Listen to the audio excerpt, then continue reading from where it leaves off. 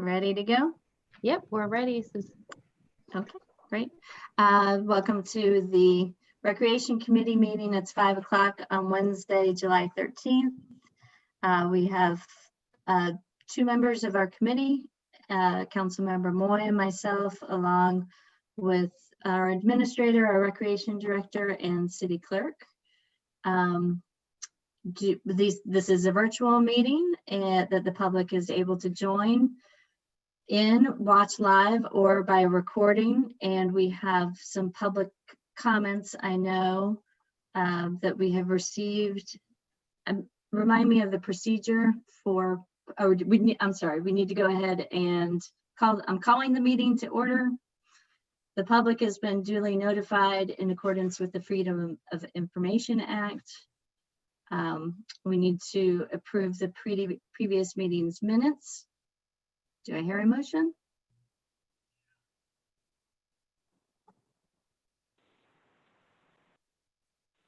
So moved. Second, all in favor, say aye. Aye. Aye. Okay, great. Moving on to citizens' comments. Will you remind me of the procedure? Do we read those out, or how do we just enter them into the records? We can do either or. We can enter them into the record, attach them to the minutes to be approved next meeting, or we can read them into the record, whatever you'd like. Okay. I know at least one of them is fairly lengthy, so let's enter them into the minutes and attach them to the record. Okay. But we appreciate those who have submitted them. One thing that I was wondering about was if we could include a component to allow people to speak, like join our meeting. Is that like if they signed up in advance? Have you all discussed that at all, to be able to speak ahead of a meeting or during the meeting in citizens' comments, but not by written comment? We have, we have thought about it. We sought some guidance from MASC, and the guidance and the recommendation is the way that we are doing it now. That is how most municipalities that I know of are conducting their meetings right now.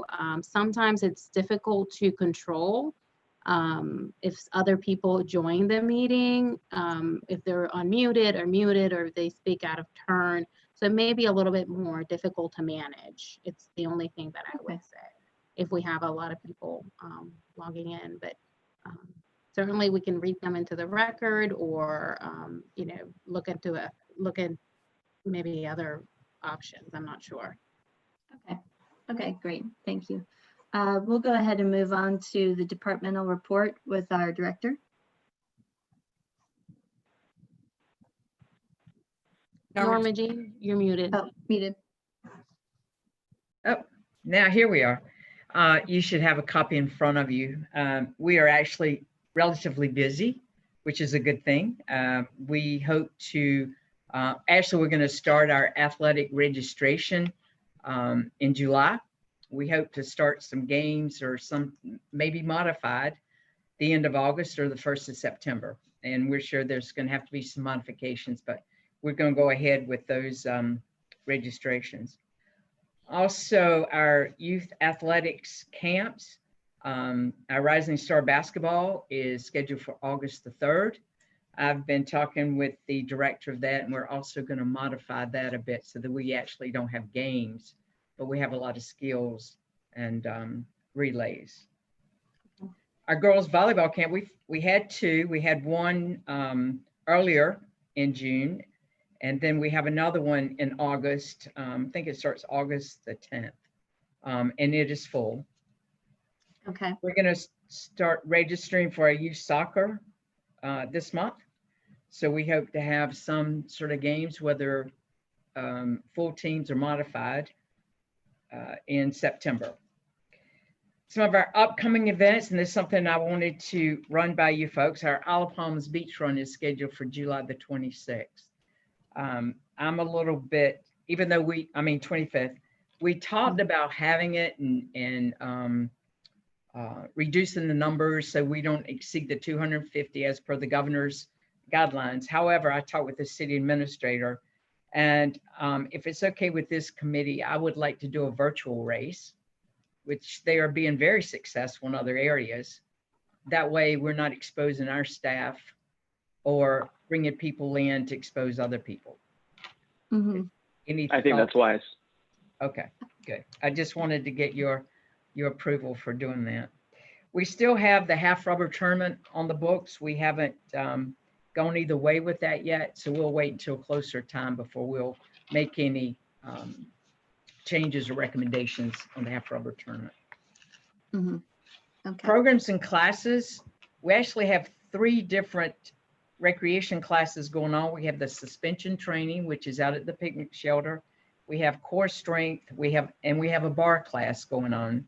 They're all being well attended. They do have a limit. People have to sign up in advance, but folks are really happy to be back and being a part of those. The cardio room is open, once again, with limited participation. Our dog obedience classes, we're making up classes from March. When we closed in March, not all the folks got all their instructions, so we've brought those people in, finishing out those March classes.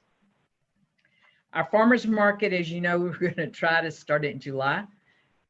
We've postponed that until August. We're going to see how that goes. So Mhm. we still want to have it. We're just trying to push it where we can provide a more safer program, if you will. Okay. This we're going to start our Saturday yoga back. I think we started this past weekend. Once again, it's limited participation. Our Taekwondo classes have been going on for a while. They are in the gym, and of course, they're limited as well. Dr. Emma was not charging for those. Everybody who was signed up in March, he's given them free lessons June and July. Nice.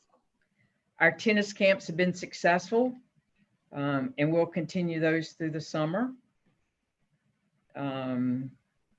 We continue to communicate with the area department heads, SCRPA, Dwayne Parrish from Parks, Recreation, and Tourism. As you know, we canceled Spoleto Sand Sculpting. We are meeting with Alapalm's Connect to Run. There still hasn't been a decision made on whether they're going to have the race or not. They're leaning toward not, but we have another meeting in August, and I think they're going to make the decision then whether to go forward with that race. And remind me the numbers on that race usually are about in what range? 900 to 1,000. So we couldn't really, as long as the governor's orders limit us to 250, it wouldn't be worth the race anyway for just 250.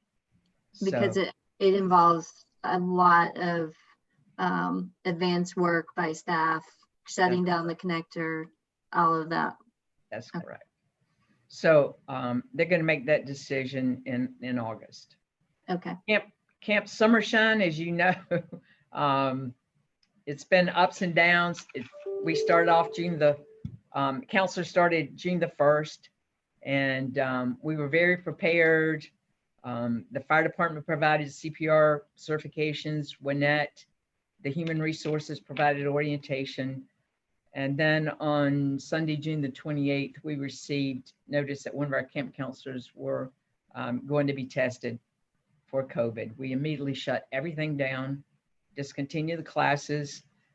This was on Sunday. On Tuesday, we had the entire facility, whether that individual had been in the classrooms or not, we had the entire facility sanitized and disinfected. And then July 1, we opened back with some of our classes, not camp, but some of our classes that we had limited numbers. We started those back. Camp started back today. I'd like to also mention that through this whole process of getting everyone tested, and it's in detail there for you, we were in constant contact with MUSC Health. They led us along the way, made sure that we were going through the right hoops and doing it correctly. And I think they were real pleased with where we were. And of course, the city administrator walked through this whole process with me. So I think we've done a good job. Some of our counselors did not come back while they were out. They chose to take other positions, but we still have enough to operate. Our camp is probably at 60% of their normal participation. Mhm. So it's very manageable, and I feel comfortable where we are. Okay. And we started that back, like I said, again today. Just do- for, Oh, I was just going to say, I do think that, as I've mentioned to Desiree, that the camp is such a great service that we're able to offer this summer. And I think was one of my highest hopes that we could keep it going. And I feel like you've done everything that you could to make that a safe environment, and nothing's foolproof, but it's worth pointing out that that is a pool of kids who are all residents, and Isle of Palms, while there are issues, we have not had a lot of cases overall of COVID. So I think we're dealing with a small group of people that we're working with and giving them an opportunity to have some enrichment that they really need right now. So. right. And like I pointed out, month after month, it's all Isle of Palms children. There are no non-residents going in. And what is so funny, we try to keep them social distance, and then a parent comes to pick up their child and 4 or 5 other ones jump in the car, so they take them home. So they all hang out together anyway. Yeah. But just for your information, I did attach the guidelines and procedures. We may have tweaked them a little bit, but those are given to the parents prior to camp. I also attached the waiver that everyone signs. This same waiver is used for all the participation classes, exercise classes, etc. So we just changed the from the camp to classes. So everybody signs that waiver. Also, Norma Jean, I also wanted to add that, it's something to keep in mind. We did not have any spread among the employees or the staff. We quarantined everybody for 14 days while everybody got tested, and nobody from the staff or the camp counselors had any symptoms or tested positive for the disease. So I think that speaks volume to highlight the fact that people are doing the right thing, and employees are complying with our policy related to COVID-19, that we didn't see any spread among our staff or the recreation department folks. That's right. Just to add to our community specialist, which is typically the person, I'm in a meeting right now, who's typically at the front desk, is helping with the sanitation of the cardio room and the lobby, etc. Because with the COVID scare, we had a lot of folks out that were quarantining and being tested. So a lot of us had to jump in and do other things, and everybody has assisted and been team players. Also our staff disinfected the police trailer when they had some issues, and also did council chambers at City Hall for the city administrator. Okay. That pretty much is my report. If you have questions, I'll try to answer those for you. Councilmember Moy? No questions. Okay. Yeah, I don't really, it seems like prudent to not do the race this month, especially where we are with what's going on around us in our area and in the state with COVID cases. So I agree. Do you feel confident in offering indoor opportunities for people right now with the MUSC guidelines that you're following?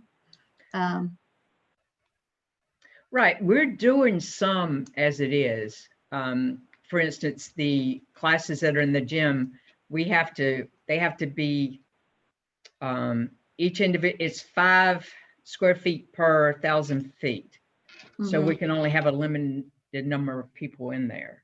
That's going to be the challenge with the basketball camp, that we have drills we'll probably have to put some of them outside to comply with the regulations.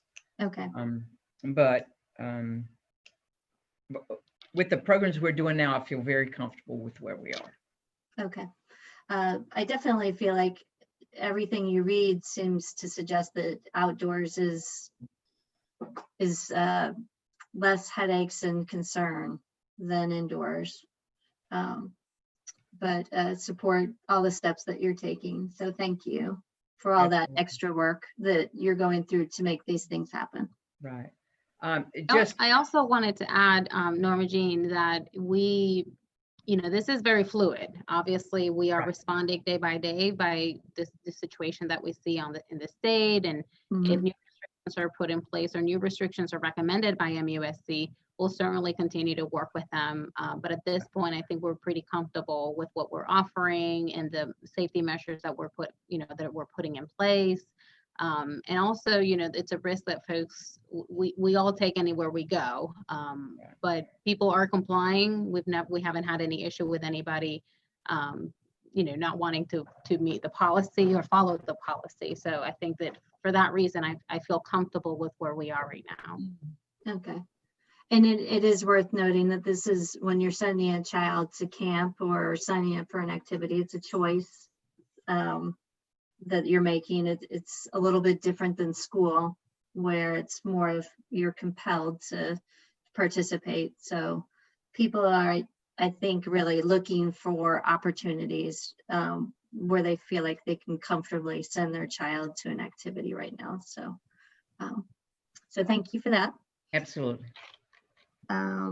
Okay, if that's it for the departmental report, we don't have anything under old business, although I kind of thought that one of the items under new business, consideration of surfing lessons, is kind of old business, but That's kind of old, but it's new as well. it's old, but it's new. There you go. I'm sorry, go ahead. No, that's okay. I think we're making progress. As you all know, this process started back in May of 2019 with the RFPs. And I think it was put out 2 or 3 times. And I think in January 2020, actually you, Councilmember Smith, I think made a motion to reject the proposals. And so that's where we are now. Councilman Moyer came to the meeting in June and asked that we look at surfing lessons through the Recreation Department. I immediately jumped on that. I called the Municipal Association. June 3rd, I heard from them. I also met with the city administrator and the assistant city administrator to talk about the structure of this. On June the 11th, I set up appointments with potential instructors. June the 23rd, well, between June the 11th and 23rd, I was trying to find some lifeguard certification classes. And I reached out to all my colleagues, and none of them were having lessons, but I did get North Charleston to say that they would offer a lifeguarding certification class for our instructors. So they're going to do that just for us. It's not a class they're having. They will do that for us. So that class should start. I received that information June the 26th. So we hope those classes will start the second week in August. That's as soon as they can do it. I haven't gotten the confirmed date yet. No. It's a 20-hour course. So it would be 5 days, 4 hours a day to get that certification. So it's quite a, not a challenge, but it's quite a venture to get that done and have full-time jobs as well. But the folks that I have interviewed, and I've gotten a couple of applications in now, so I hope to get those processed and we'll get them certified. And hopefully, like I said, beginning in September, I hope to start lessons. I need to, before I can give you something concrete regarding lessons, I have some ideas and suggestions, but until I get with the instructors, we actually hire somebody and see what they want to do. It's hard for me to structure it, but I'd like to start with, and I think earlier I had submitted a document to we'd have it on Tuesday, Wednesdays, and Thursdays from 8 to 12. Well, since it's going to be September and children are in school, then we're looking at having school age lessons like 4:30 to 6:30. That way that gives them time to get out of school. We can get on the beach. We're even tossing around the idea of having family surfing lessons. Say you and your family wanted to take them, then, we could do those on Saturdays, because September, we would do them right off of 28th. So there wouldn't be a lot of traffic on the beach here. And we could do that. So we're looking at a lot of different times. We're looking at all different ages. It depends on who signs up, how many people we get, how many classes we will have.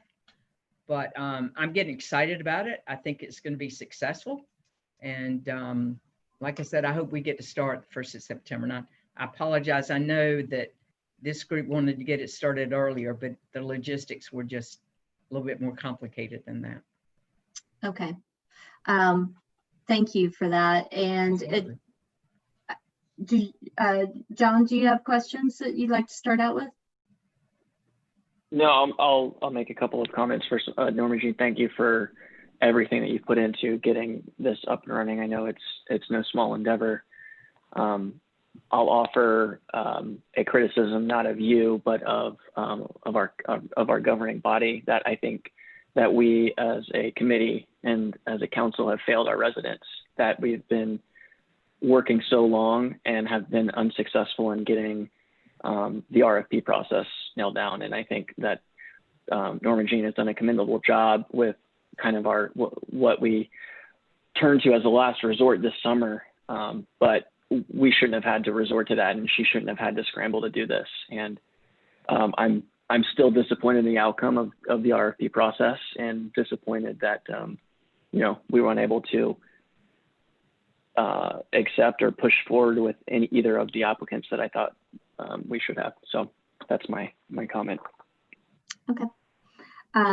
Thank you for that. And thank you, Norma Jean. Is there any possible way that it could potentially start? Remind me of your timeline. It's not possible that we could start in mid-August? There's a possibility.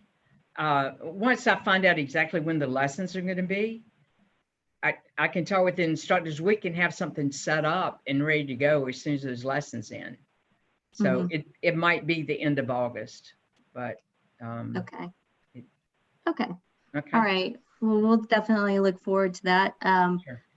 I personally am always wanted this to happen, for us to make this happen, but also wanted to make sure that we were doing it in a smart way, that where we would have longevity with the program, and make sure that we were teaming up with the right people. So appreciate this. I know there's been a lot of frustration, and as a parent have wished that we had this in place many years ago, but it looks like we're on the right track now. So thank you.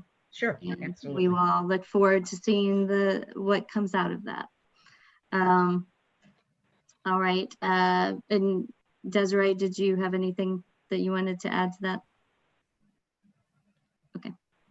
All right. Moving on to discussion of outlook for classes and activities in the fall. I don't have a whole lot to report. I do know that, and I know this was something that you were interested in, Councilwoman Smith. We had been in communication with the Audubon SC and SCDNR, going to try to offer a program. Carrie has here March to May, but it was a shoreline steward training program. And, but because of COVID, it didn't happen. Oh, okay. So we're back in communications with them, because it's a timing issue too. So I don't know if we can do it before March next year, but we're going to see if we can do some kind of programs. Even if we do virtual, we could do that as well. So Carrie is working on that. The other classes and activities for the fall, we wanted to start a lot of our classes back, But it's going to be depend on what the guidelines are and what our capabilities are. Right now, we have staggered the classes so that one class is not leaving at the same time another class is coming in. We're Mhm. trying to keep the hallways as vacant as we can, so people aren't passing each other any more than they have to. And we're allowing time in between classes so for the rooms to rest, if you will, and then we're able to go in and disinfect before another class comes in. So Mhm. there'll be a lot of that consideration as we move forward. We've got to get through summer camp. And once we get through those, then we'll look at our programming. Well, it seemed like this may actually be an opportunity to bring in some people, especially if we offer some virtual classes for maybe adults, some people that historically hadn't Right. thought about the rec center before, but that this could be an opportunity for them to connect with the other members of the community, even though they may not be sitting in the same room together. And then to be thinking about some of the, you had been adding in some more classes for adults already. Those seem like things that could be either virtual or in a classroom. Okay. It, seem like those kinds of opportunities, the flexibility of that might be especially important this fall, since we just don't know what's coming our way necessarily. So Right. Our you mentioned this. Our Zoom classes have been very successful and been great. very receptive. So I'm thinking we can jump on that bandwagon and make that happen as well. I feel confident that will happen. And people might feel more confident signing up for them if they know Right. it's something that can switch over into Zoom if it needs to. So, Right. Great. Okay. John, do you have any questions? Nope. Okay. Okay, we'll move on to item D, discussion of beach parking at the rec center. And I actually asked for this to be added, knowing that this was coming up in the Public Safety Committee's discussions of parking, the long-term parking changes, which include changing things on Palm Boulevard, adding paid parking on Palm Boulevard, and also the fact that while we have always had this parking available at the rec center for the public for free, it has just really been a little bit last year, I think, and then this year where the public has fully discovered that there are these parking spots where they can park for free, and if they're willing to walk a couple blocks, get to the beach. And they've been, during some weekends, very popular, which has caused some concern. And I have to admit myself that at first I was a little taken aback by the volume that was flowing in there. But I'm not so sure that this is, I guess what I want to hear, because there's talk about creating a residential parking district around the rec center, whether we need to, that's something we need to do, and what the consequences of that might be and the complications. And so maybe Desiree, if you want to jump in and give some context. I think you did a really good job at setting up the conversation, and whether or not it's something that this committee needs or wants to take on when it comes to any additional changes to the parking area around the rec. Back when the city implemented the beach managed parking plan back in 2015, it was discussed how complicated it could be just because of the nature of the location, weekend events that people who are not residents attend, maybe particularly when it comes to special events. And at that time, the decision was made to leave them unregulated. I don't think it was left unregulated forever. It may have been one of these things, just like 41st Avenue, and other areas on this around the city that were addressed later on. That currently that's really the only other area that's left unregulated for that plan, and it was left unregulated again intentionally.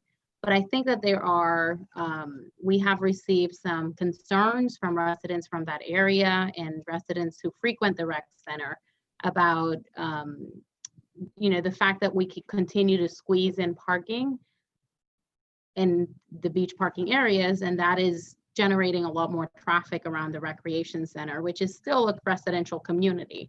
And the Public Safety Committee discussed some of the alternatives or the options that are available. And one of them was to include it in the residential parking district, particularly when it comes to Hartnett. The area of 28th Avenue and 27th, those paved and line parking spaces could remain, recreation center parking only. Mhm. But I believe that for I guess several weekends, right, Norma Jean, we saw a lot of traffic on Hartnett. We haven't seen that recently. I think it was part of this pent up demand that we saw once the restrictions started being lifted. And we just didn't have a whole lot of space for everybody who wanted to come to the beach. But we haven't seen that anymore. So I don't know, obviously what the committee would like to explore that. I think, you had mentioned the idea of including that area to paid parking on the weekends. I'm not sure how that will interact with weekend activities at the rec and people who are going to the rec to exercise or to play. Would they have to pay?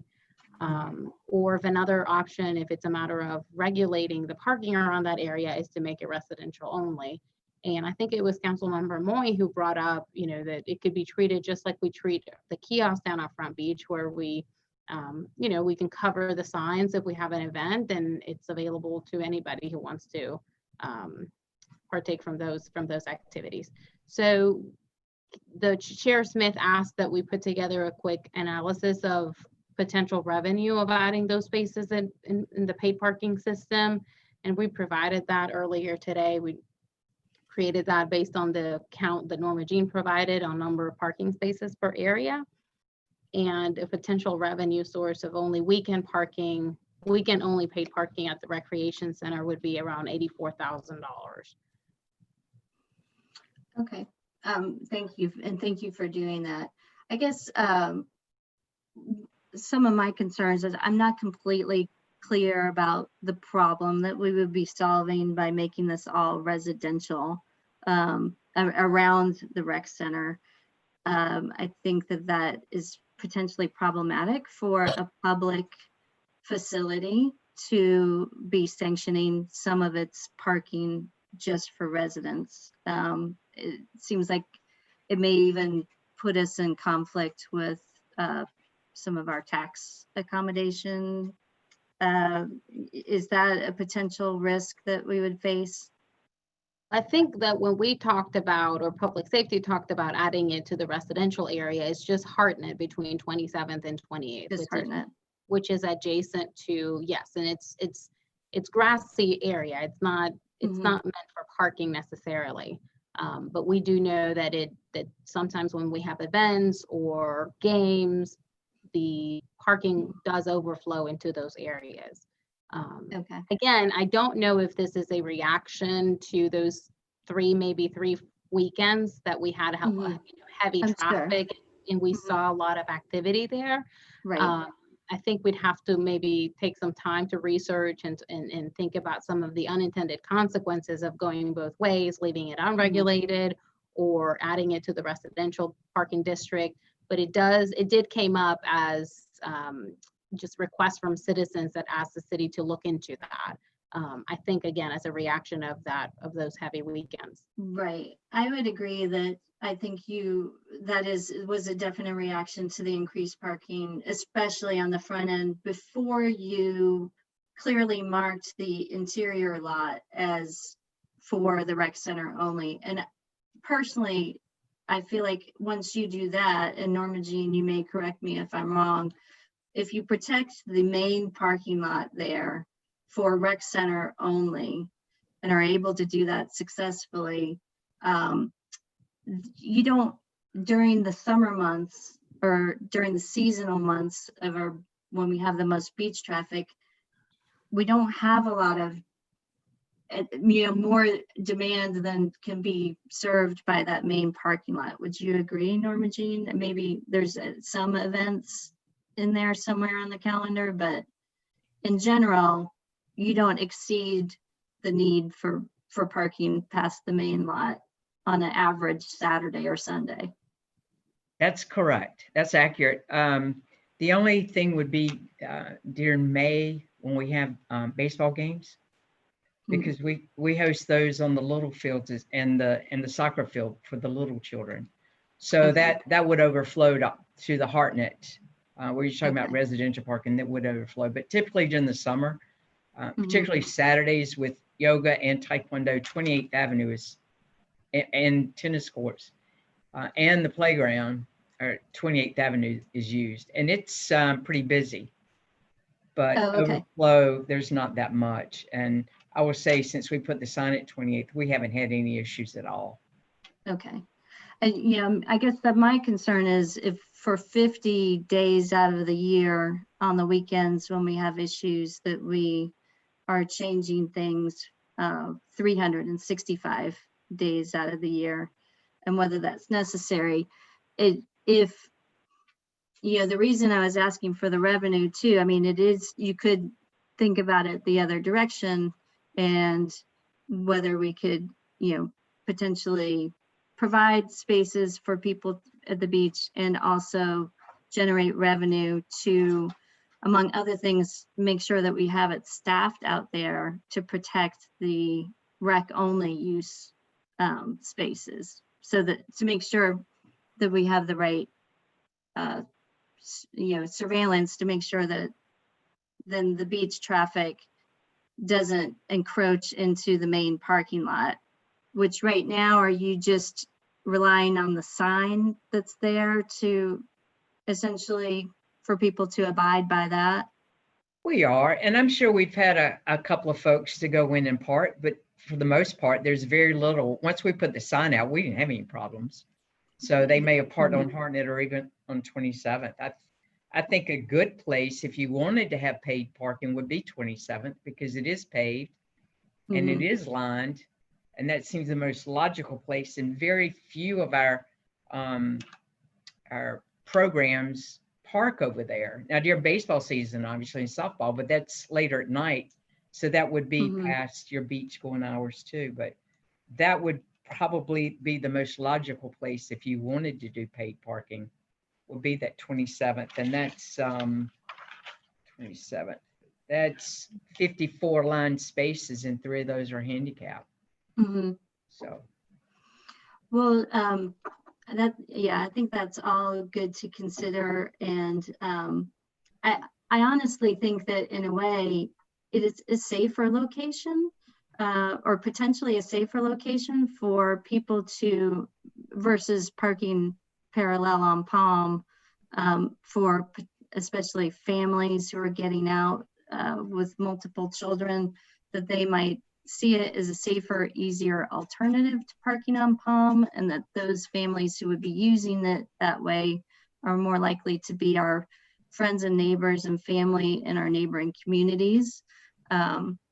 That I know that many residents actually, appreciate them having the opportunity to come out here in a safe way and enjoy the beach. So I'm not inclined to, the more I've been thinking about it, I'm not as concerned about it as a revenue opportunity, except in the possibility that it could help generate revenue to, just have a monitoring presence around the rec center and make sure that the people who are using the rec are able to. John, do you have any questions or comments that you'd like to add in? No, and I guess I do have a question, I should say, to Desiree as it relates to the next steps that public safety has with this. But before I let you answer that question, My comment is just, I think we have to ask ourselves the question as a governing body as to what is it that we're trying to solve and what's the problem. And if we're trying to solve a problem that exists 10 weekends a year, then there's probably other things that we can do, or there's probably easier things for us to do. And it might just be that we ramp up signage and staff enforcement of parking on those days when there's going to be an issue, and we can anticipate, because most of the time we can anticipate the weekends that are going to be the busiest, or the times when there's going to be the events that are going to be busy. But let's certainly make sure that we're solving something that is a problem and solving it with the commensurate response. So that's my comment, and then I'll let my question go to Desiree in terms of what are the next steps that public safety has outlined. So I lost video. I'm on my phone. I hope you can all hear me. So the next step would be the recommendation that was made by the Public Safety Committee will go to City Council later this month. And at that point, we'll talk with full council about those recommendations and, in terms of next steps, particularly as it relates to paid parking. If no action is taken on the rec center, then it would not require any next steps unless the full body instructs us otherwise. And Great. I'm sorry. Did you have a follow-up? No, I just said great. Okay. And did their recommendations actually ask for include anything related to the rec center in terms of making it residential parking around the rec center? Yes, the recommendation presented that did including Hartnett on the residential parking district, but that was pending input and feedback from the recreation director and the recreation committee. Oh, okay. I didn't realize that they actually. Okay. I mean, so would they like us to take an action on it at this committee meeting then? Or would that I don't be for think so. next month? Yeah, well, this month it's going before City Council. I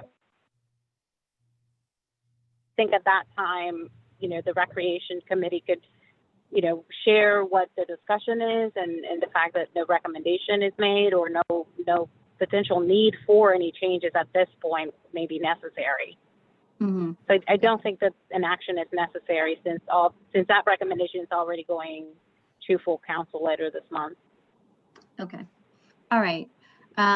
Well, I'm glad that we had this discussion though, and I think it was helpful to think about what, again, like as we said, is there really a problem here that we need to solve by making changes? And I personally would like to encourage us to see whether we could actually,